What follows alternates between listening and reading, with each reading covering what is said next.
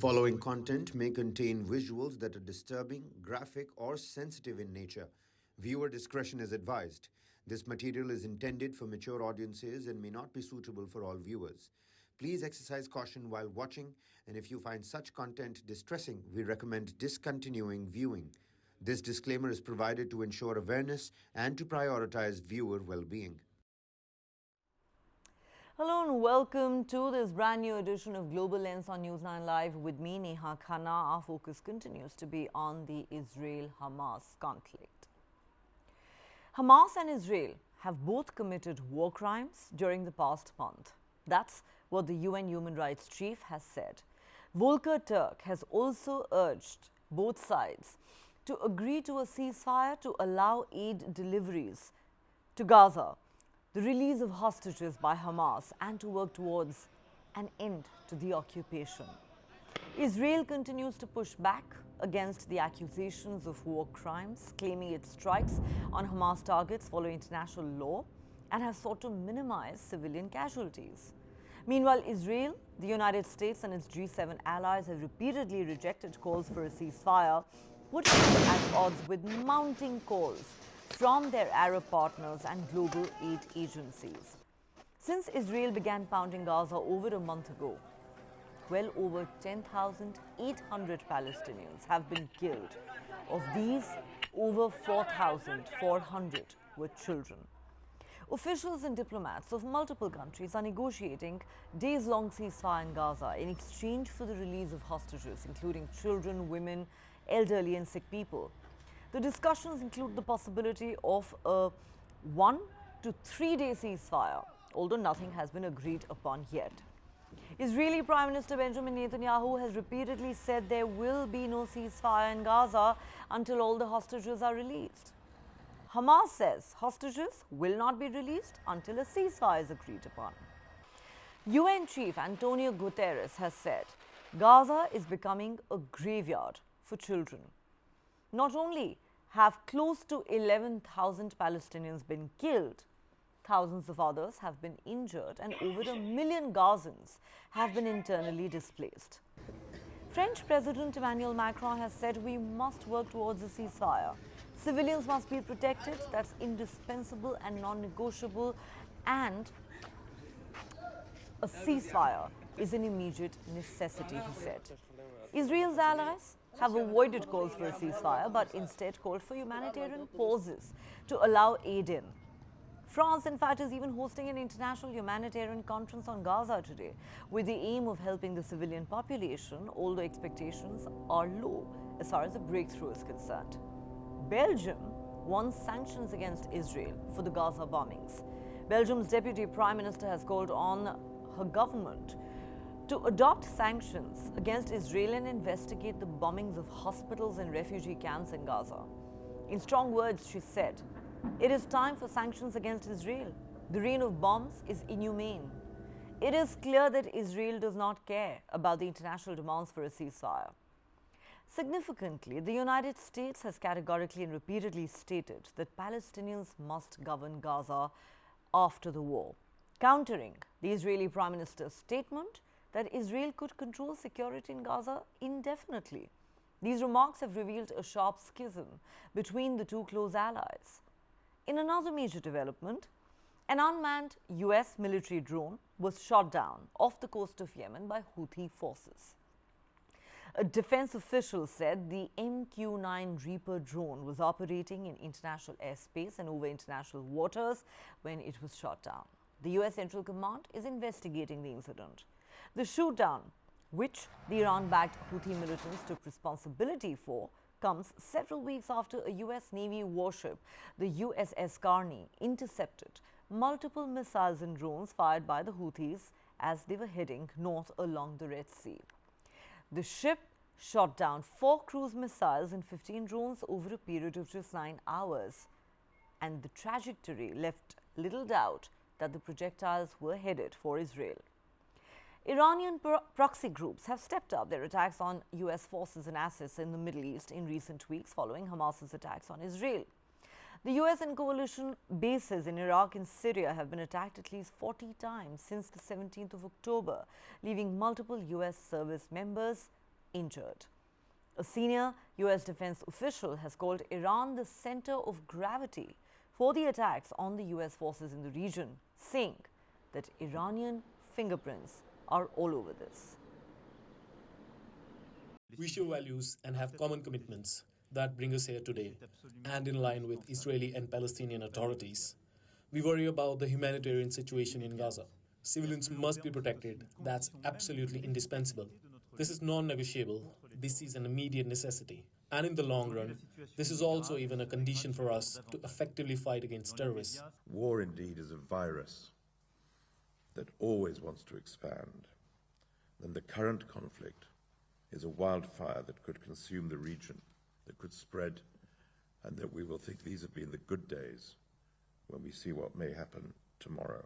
The United Nations cannot be part of a unilateral proposal to push hundreds of thousands of desperate civilians in Gaza into so-called safe zones.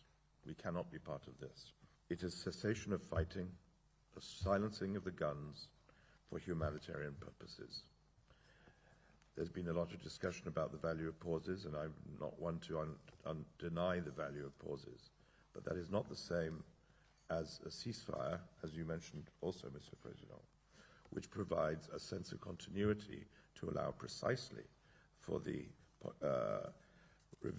revival of services, the entry of the private sector, and the possibility of the people of Gaza to breathe and consider that they will have a future. We were truly shocked yesterday to hear the statement of the Israeli ambassador in Moscow that it may take up to 2 weeks to coordinate the Russian list. This logic is absolutely unacceptable. Everything is ready on our side of the evacuation of Russians who have asked us for help to leave the region. We have also been approached by citizens of other countries. We know that the civil situation in the Gaza Strip is not an easy one. We know that there are a lot of challenges. We know that there are a lot of difficulties. But I can say that there is no humanitarian crisis in the Gaza Strip. We are in war. We didn't pick up this war. Hamas chose to open this war. We are facilitating the ability of humanitarian aid to the Gaza Strip in specific 4 main sectors: water, food, medical supplies, and humanitarian aid for shelters.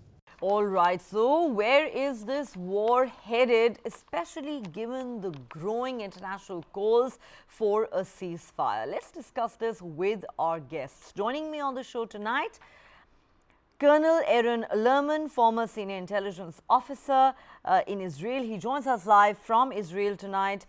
We also have with us Tammy Benheim, Consul General of Israel to South India. She joins us live from Bengaluru. And completing the panel tonight is Lieutenant General Rameshwar Yadav, former Director General in the Indian Army. He joins us live from New Delhi. Thank you so much to all 3 of you for joining me. All right, Colonel Aaron Lerman, if I could start with you. And I'm just going to quote a few countries and agencies to you. Hamas and Israel have both committed war crimes in the last 1 month. That's what the UN Human Rights Chief has said, saying that there is a need for an urgent ceasefire.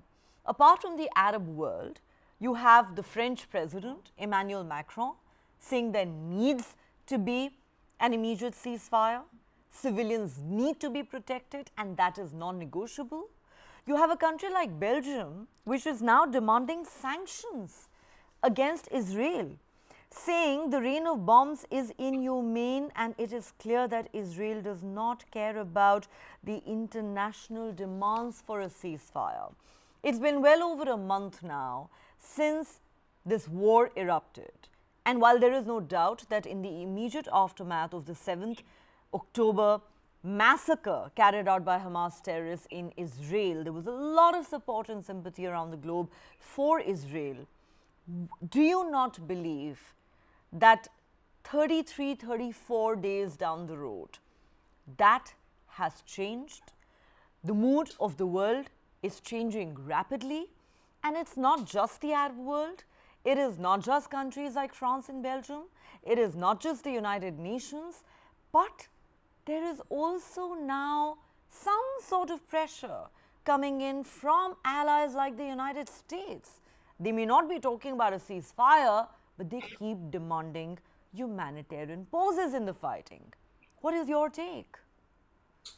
Well, the message coming out of the G7 meeting in Tokyo was clear enough and unambiguous.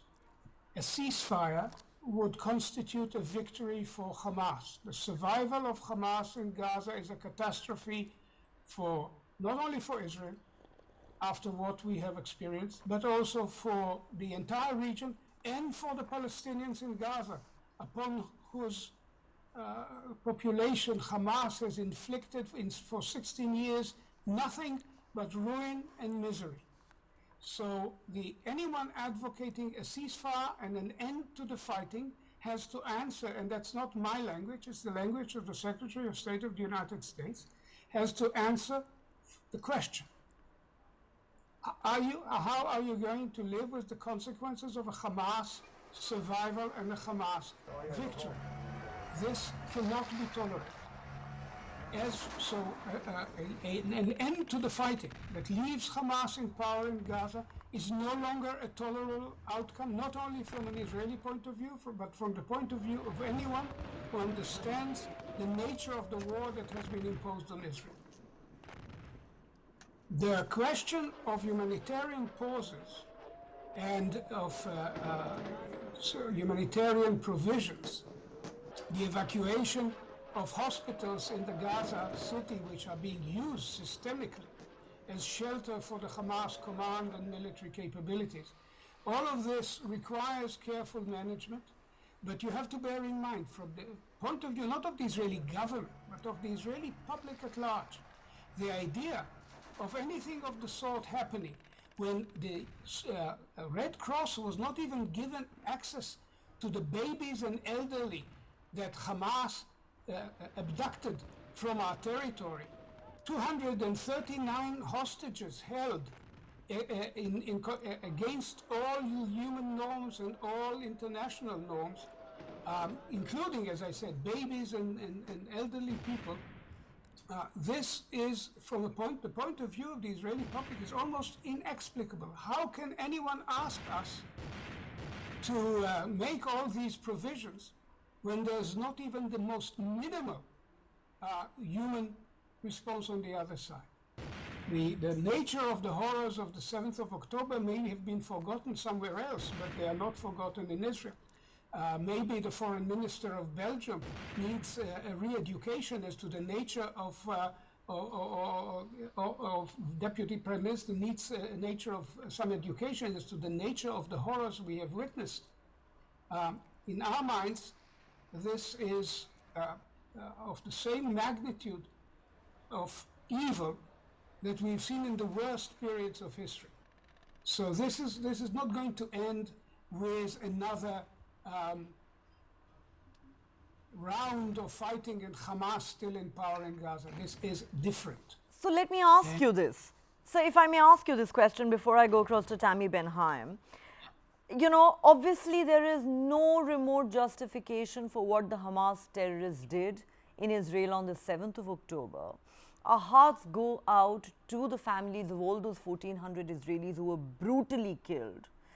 And our hearts go out to all the hostages that the Hamas terrorists are holding in Gaza.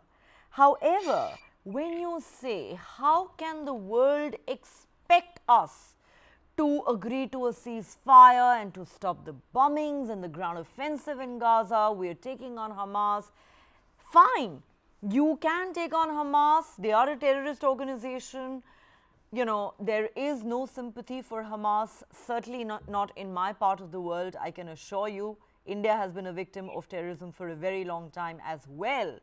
However, when you talk about babies being kidnapped and little children being brutalized by Hamas terrorists in Israel, the question is, sir, What about the 10,800 Palestinians who've been killed in the Israeli counteroffensive in the last 1 month? Is it your case that they were all Hamas?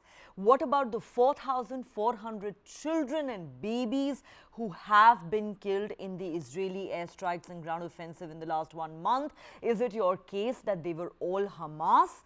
The question that the world is increasingly putting to Israel today is this: does annihilating 2.3 million Palestinians in the Gaza Strip amount to self-defense?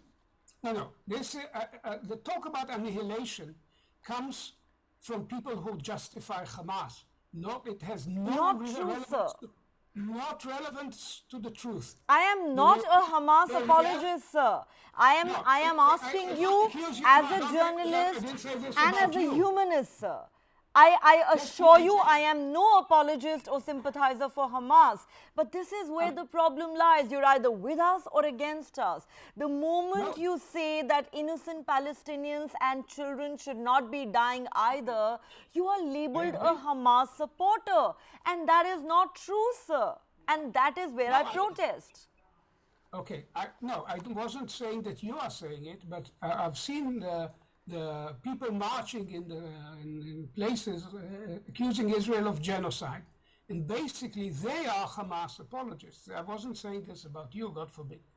What I would say is that Israel has called upon the people in the combat zone, where Hamas is entrenched, to leave the northern Gaza battlefields as soon as possible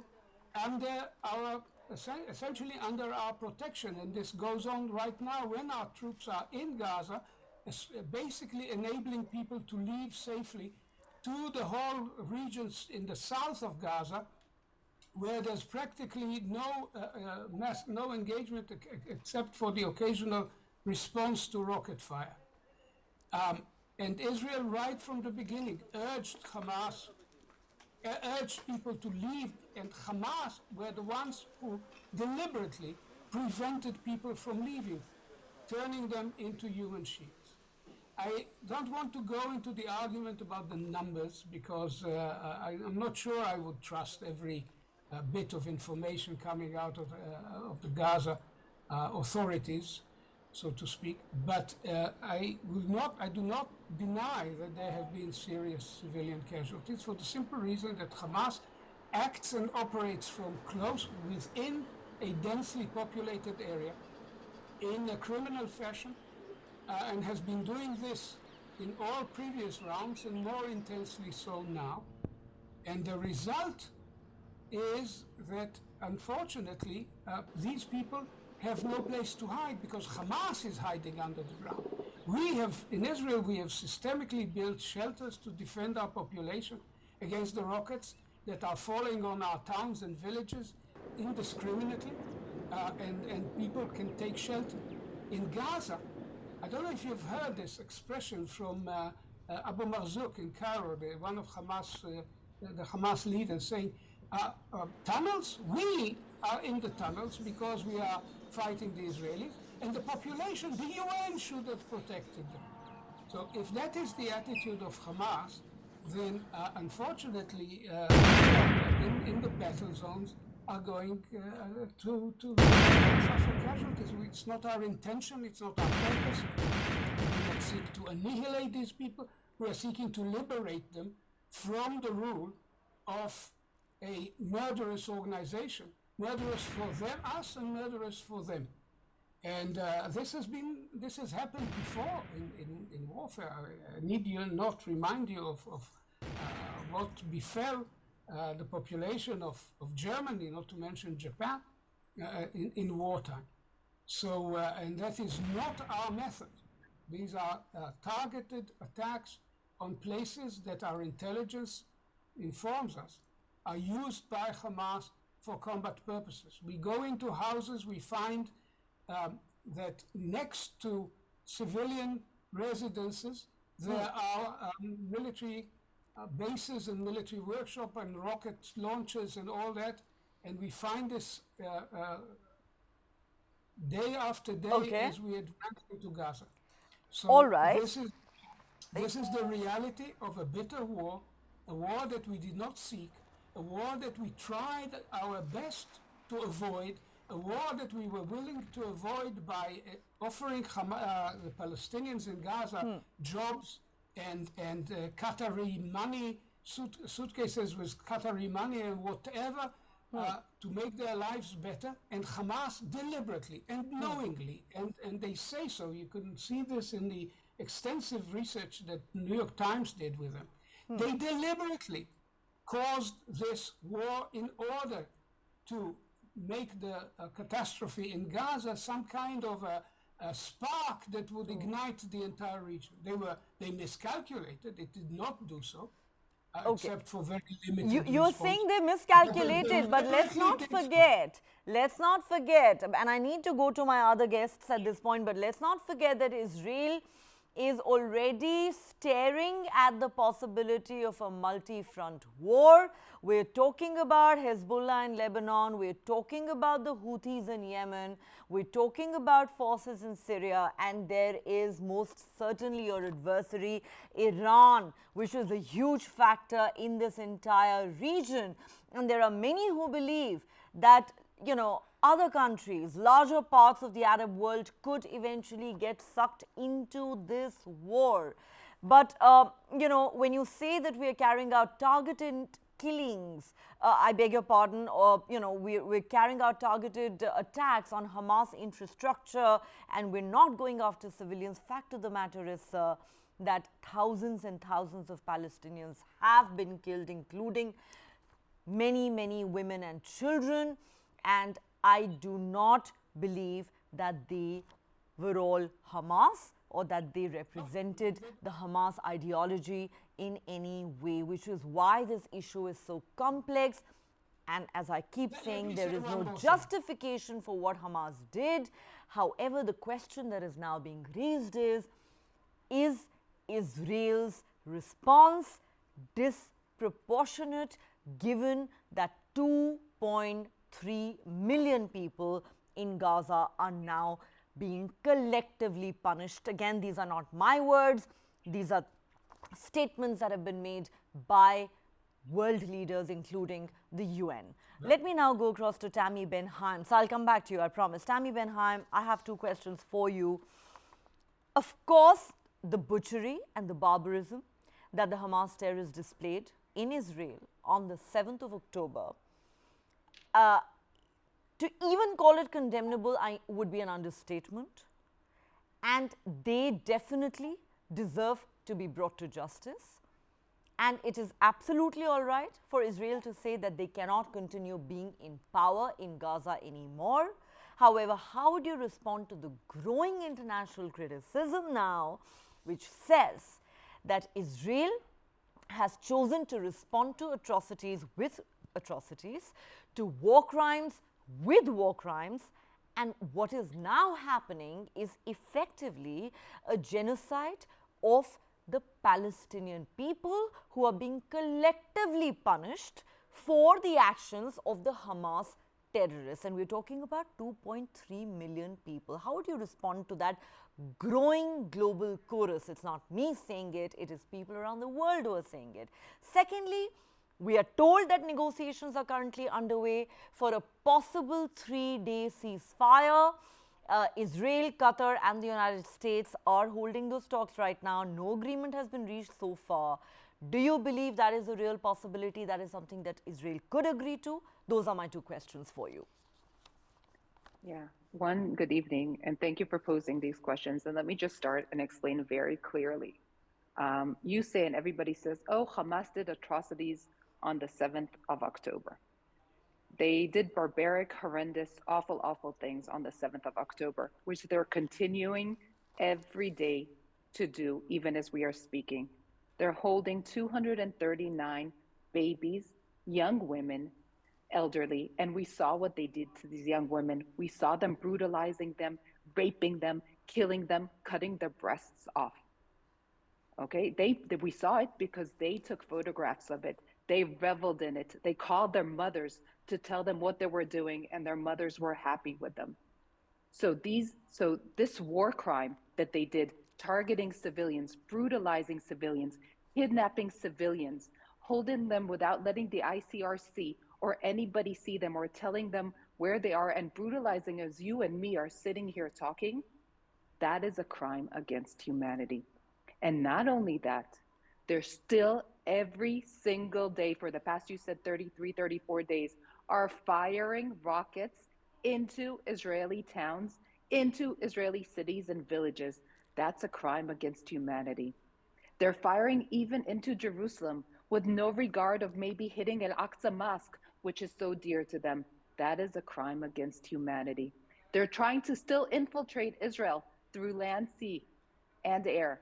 That is a crime against humanity. And just to put everything in proportion, the 239 hostages of civilians that they've taken into Gaza, if this was, let's say, India, because we're sitting here in India, and from your border, a terrorist group infiltrated, and if we look percentage-wise, that means they would have kidnapped 28,000 Indians. The Indian government would have the obligation, would have the right, would do everything it could to bring these 28,000 kidnapped people back to India. They would do everything they could to stop rockets hitting Indian towns. They would do everything they could to make sure that India is safe again. And this is what we are doing. And it's much easier to come and talk about Israel doing this and Israel doing that because people are scared of Hamas. Hamas has showed its barbarity, its brutality, that it's willing to break any rule, to go against any norm and convention, take us back maybe, I don't know, 1,500, 2,000 years to the barbaric world where these things are done to girls and women. So it's much easier to yell at Israel. Why? Because Israel is a democracy. Israel cares for human life. Israel is blocking Hamas to allow the civilians to go to South Gaza. Israel is doing all it can to get ambulances into Gaza, to get field hospitals and doctors from Arab countries into Gaza, to get floating hospitals from our Near Eastern, near Mediterranean countries into Gaza. We've increased our water supply that we're giving into Gaza because we care about human life. We're crying for every woman there who got killed, for every child who got killed. And let me just say one thing about the children. Dr. Lerman gently said, when we talk about minors, okay, but just when we speak about minors being killed, these are the children. Minors is somebody who can be 17 and a half and a terrorist. So obviously we're crying, we're trying to stop, we're telling, why did it take us so long to get into Gaza? Because we were begging the people in Gaza to please go to the south, please go. We are going to be fighting Hamas terror organization, please leave. You know who stopped them from leaving? Hamas. And you know the international people who are trying to get out through the Rafah border, through the Rafah border?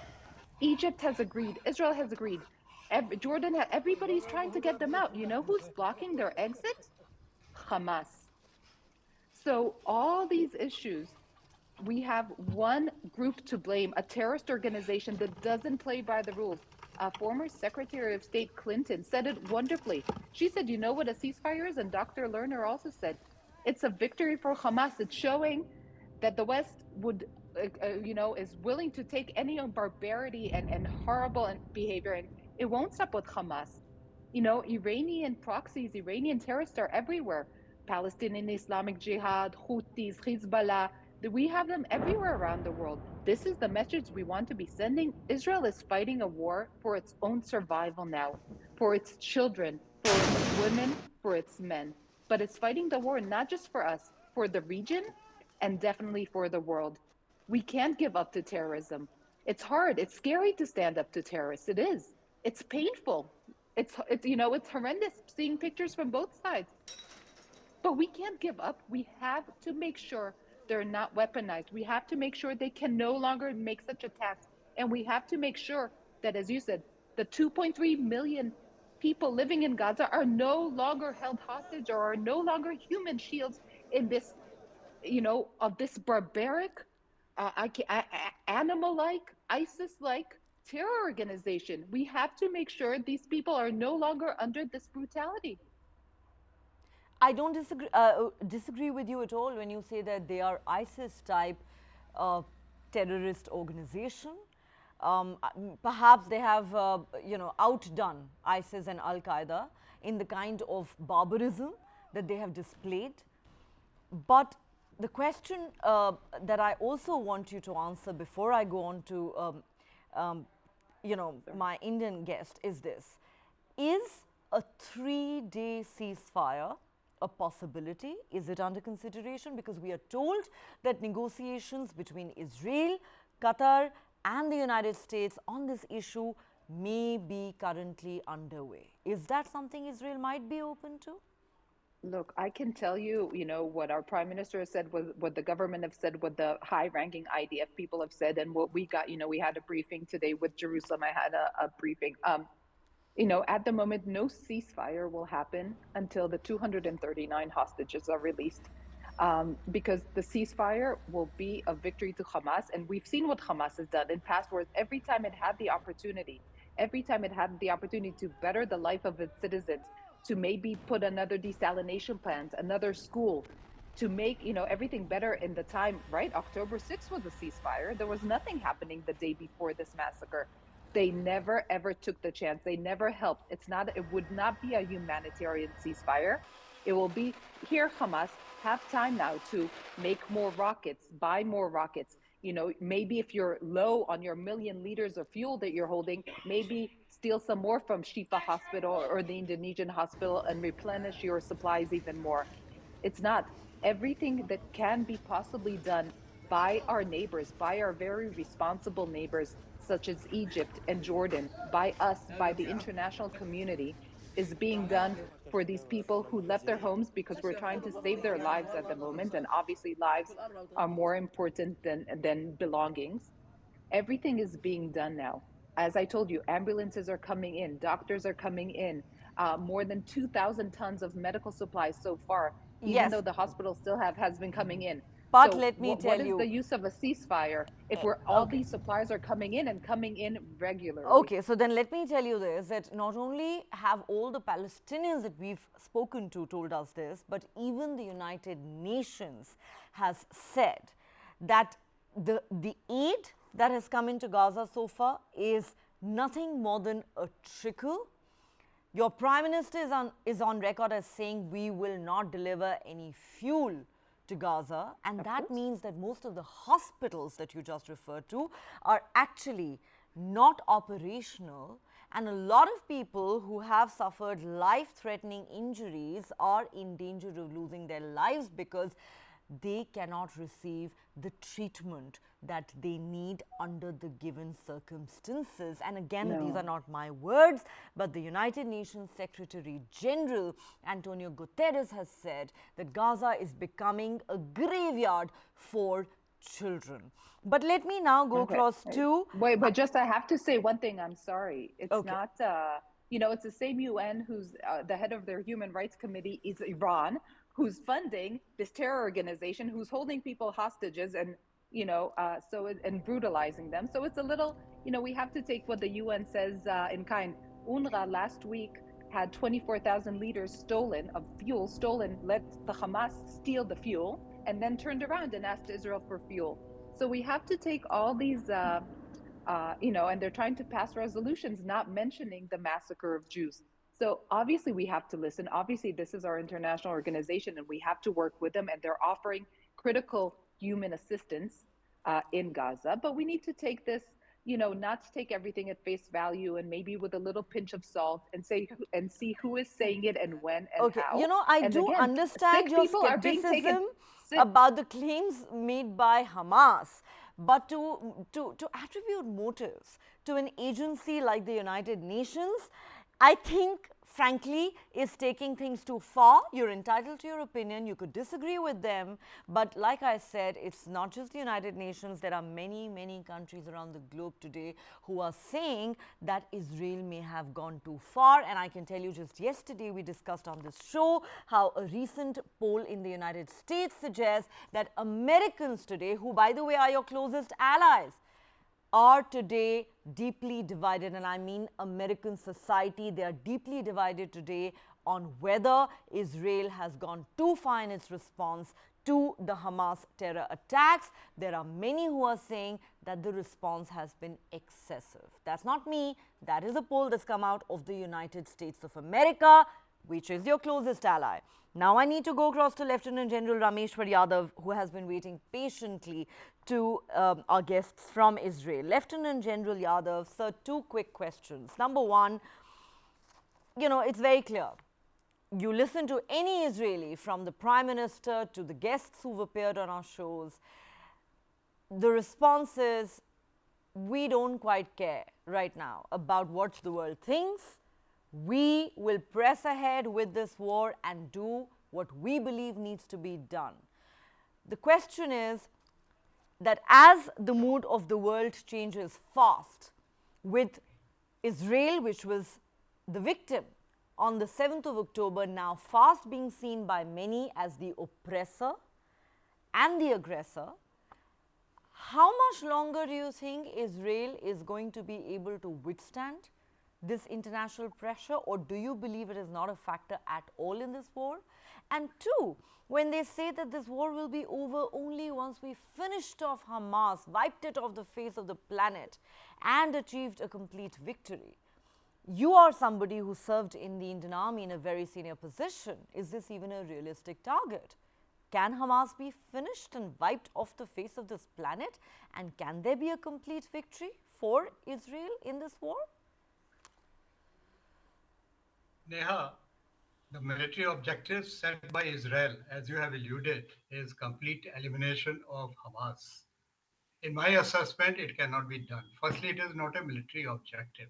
You see, Hamas represents an ideology in the mind. The military objective is primarily in terms of capturing a particular area, creating so much of damage to an extent that it hits the minds of the opponent commanders, and so that the military creates a space for diplomacy for negotiation. Now, in this case, what is happening is now Hamas has got advantage of topography. They have advantage of demography because their kith and kins are all around them. All right, and Hamas, what they have done now, the way my analysis is, this entire operation in the last 33 to 34 days has unfolded in 4 phases. Phase 1, Hamas on 2nd October, they gave them a surprise attack and they created what they had done. Now, it was primarily to provoke Israel into retaliation. Now in phase 2, and thereafter they got into the built-up area, which they have prepared for defense for large number of years, and also they have worked out their contingencies in case Israel comes for attack. And fighting in a built-up area is a very, very difficult task altogether. It involves a lot of troops. You have to be prepared to suffer a lot of casualties. And the one strength of Israeli army, that is the mechanized forces, it cannot be applied in a built-up area. It is fine, they can neutralize certain pillboxes or the windows where the weapon systems are there, all right. But once they get into the mainstream habitat, thereafter their mobility is not there. Plus, they're also target of anti-tank weapon. In fact, they're moving coffins. All right. Now, in phase 2, what has happened? Israel has mobilized their forces, surrounded Gaza, and phase 3, then after 15 to 16 days, they have started nibbling the outer crust of northern Gaza, which has been evacuated by and large, and moreover, terrain in this area is a little open. And now is the 4th phase that is on. That's where your comment that Israel, the perception is changing that Israel from a victim to an aggressor.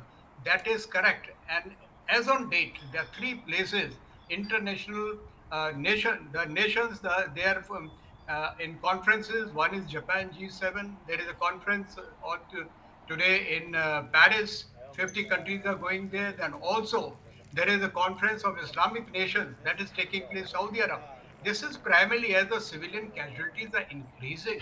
The narrative is changing in favor of Hamas, and this is what the strategy was all about. And when we talk about Israeli stand, that we will not have any ceasefire unless until hostages are returned. And Hamas on the other side, they say Unless there is a ceasefire, we will not negotiate as far as hostages are concerned. So these are two political intransigence. That's where the problem is. But the fact remains is in the phase 5. Now I see a window opening up for a ceasefire because it has to come. The international community cannot see this kind of carnage that is going on in Gaza and also by Hamas onto Israelis. So this thing has to stop. So this is how the things are unfolding, and in times to come, I foresee the international community is going to force Israel, and Israel cannot avoid this kind of a pressure.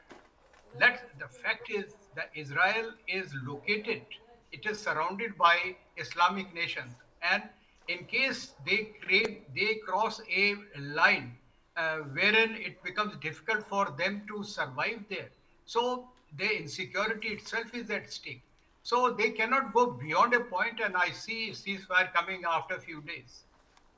Very interesting. So even though the Israelis say no question of a ceasefire till all the hostages are returned, you believe that there is going to be a ceasefire soon. Maybe it'll be a brief window of 3 days as is being currently discussed and reportedly negotiated for facilitation of aid of delivery and release of some of the hostages, but you do see it happening. And it's interesting that you do agree that, you know, the perception around the world is changing very fast, and it'll be very difficult for Israel to ignore the mood of the world. But just one point of disagreement with you, sir, that the mood of the world is changing. I do not doubt that one bit, but I don't think it is changing in favor of Hamas. It is only in favor of the innocent Palestinians who are losing their lives. Certainly not in favor of Hamas. I think we need to be very clear about that. No right-minded person would be in favor of Hamas. Yes. The opinion is changing in support of humanity, not in favor of Hamas or Israel. Yes, sir. I couldn't agree more with you. You've hit the nail on the head. This is about humanity. This is about too many innocent people dying. That's what this is about. Let me now go back to our Israeli guests. Colonel Aaron Lerman, let me ask you this question. Like I said, there is speculation that a ceasefire could be coming soon. Maybe not a general ceasefire as it's been described by Prime Minister Netanyahu, but a 2 or 3 day window so that more aid can reach Gaza, and maybe it can also facilitate the release of some of the hostages. However, I want your thoughts on another very interesting aspect that has emerged in this developing story in the last couple of days, which is this. Israeli Prime Minister Benjamin Netanyahu saying that we're going to have overall security responsibility in Gaza for an indefinite period of time once the war is over. I'm sure I don't need to tell you this, sir, that this statement has been very, very controversial and it's not gone down well with the larger international community. So much so that your closest ally, the United States, is at pains to say there should be no reoccupation of Gaza.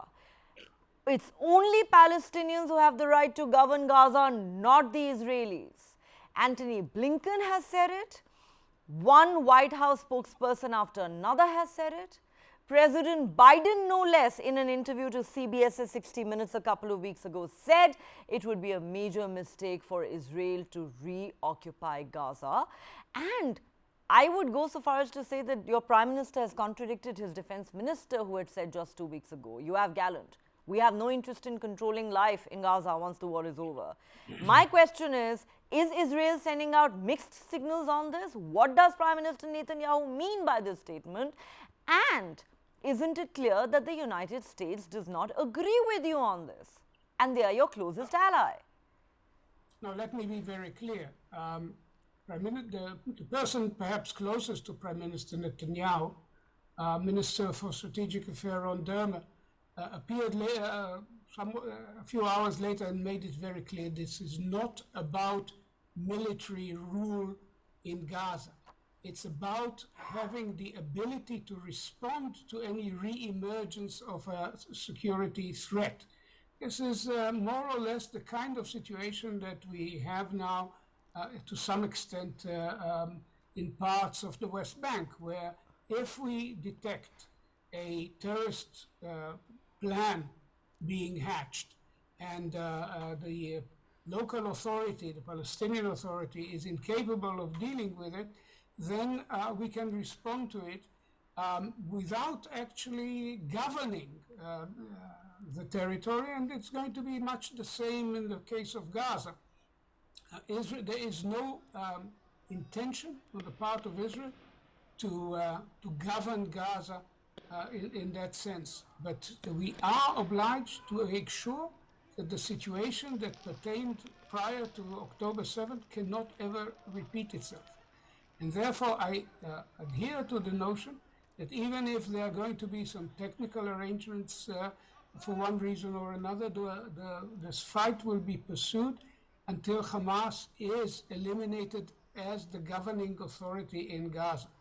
And by the way, on the hospital situation, Israel is now facilitating the creation in the Gaza Strip of an Emirati hospital. We facilitated the provisions to the Jordanian hospital. There is no intention of creating a humanitarian crisis, quite the contrary. We do have a duty to deal with the fact that the Hamas leadership is dug in the most brutal fashion imaginable under a hospital at the center of Gaza. And we are looking for ways to resolve this issue without harm to the medical staff or the patients. Okay, fact of the matter is that multiple hospitals have been bombed. Many of them are not functional anymore.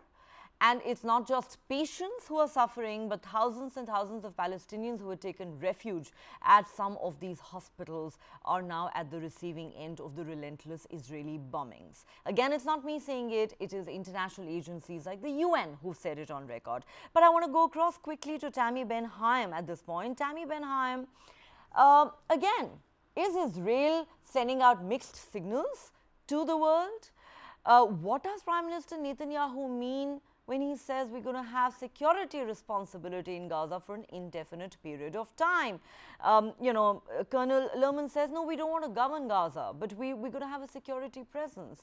You know how that's being perceived around the world, or at least the statement by the Prime Minister? It is being perceived as a potential reoccupation of Gaza, which is in fact at the heart of the entire dispute between the Palestinians and the Israelis that has now gone on for over 7 decades. And your own closest ally, the United States, is extremely uncomfortable with that prospect, as is quite evident from all the statements that has come from their top officials. Your thoughts on that? First and foremost, Israel does not bomb hospitals, period. In the Al-Akhli hospital that was shot at by a Palestinian Islamic Jihad rocket, do you know why there were so many people in the hospital? There were so many people in the hospital because Palestinians went and took refuge in the hospital and in the areas around the hospital, because even they know that Israel does not bomb hospitals. Very clear.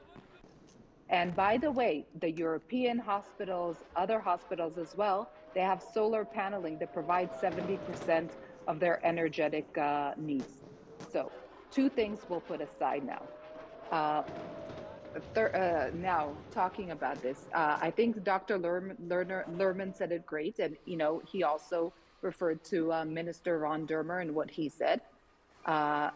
Israel left Gaza in 2005. Hamas has been controlling Gaza since 2007. And they got control of Gaza, not just through elections in the Palestinian Authority, but through killing the Fatah politicians who opposed them and throwing them off roofs. So since 2005, Israel left 18 years ago. Israel had no intention, never tried to get back into Gaza.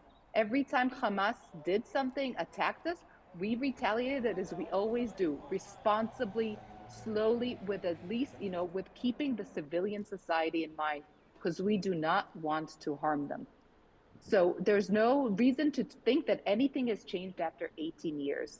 Hamas has been controlling Gaza and its people, misusing them, using them as human shields, not allowing them to prosper, not allowing them to develop for their own terrorist means for the past 16 years. So obviously, when Israel says Hamas should not be governing Gaza, it's the correct statement for all the people who care about the Palestinian civilians living in Gaza. Of course, it makes sense that a terrorist organization that its sole purpose is to annihilate Israel, to kill Jews, to kill Israelis, and has no regard for human lives whatsoever, Jewish, Israeli, or apparently also not for Palestinians. I don't think it is anybody's case that Hamas should continue to govern Gaza at all. I think the concern is about whether Israel intends to reoccupy Gaza. I think that is the point of contention. I think we're very clear. 18 years, we got out. We got every soldier out. We got every citizen out. We took temple, we dismantled Jewish temple synagogues and got out. I think we can't be any clearer about this. Okay, we want our I must tell you back, that and we want to live securely in our borders, period. Okay, you're saying we can't be clearer about this, but I think your Prime Minister's statements have set the cat among the pigeons. Last word to Lieutenant General Rameshwar Yadav, even though my director tells me I'm out of time. So very quickly, we've been talking about how this could become a multi-front war. The US has deployed its aircraft carriers in the Mediterranean. What do you make of the fact that a US military drone is shot down by the Houthis in Yemen, off the coast of that country?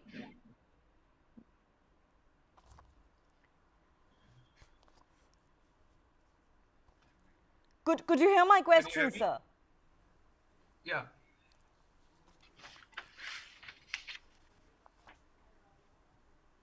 Do you want me to repeat my question, sir?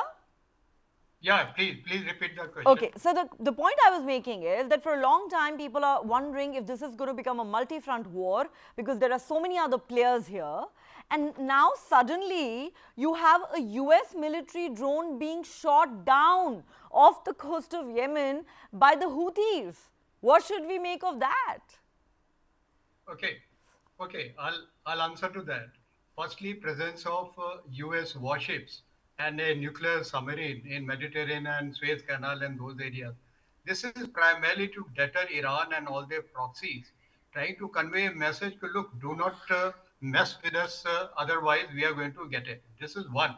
So they are trying to provide a security umbrella to Israel and to ensure the peace, the regional peace in that area, so that the war ante does not go up beyond what it is as of now. That is one point. Second point, multi-front war that Israel is facing as of now. Gaza is one. From Lebanon, Hezbollah, they are also activating that front, but there the military activities are not of the level what we are seeing in Gaza. And third is, it is Iran whose proxies, they are trying to make their presence felt. And I don't think the ante will go beyond this, because Jordan and Egypt, they have a treaty with Israel. They are unlikely to go military against Israel as of now. All other countries do not have military power to come against Israel. Moreover, they are located far away from these borders. So whatever the level of military deployment as on date around Israel, they're unlikely to change. And at the same time, yes, Iran and their proxies and few other countries who are sympathetic to Hamas, they'll continue to give out political military posturing, so that they do show solidarity with the Hamas. They showed solidarity of Islamic Ummah. So that is the state. I don't think this situation will go out of control. Moreover, Israel is capable enough to taking on the multi-front war. They have done it earlier and they have done it very successfully. All right, they've done it before, they've done it quite successfully.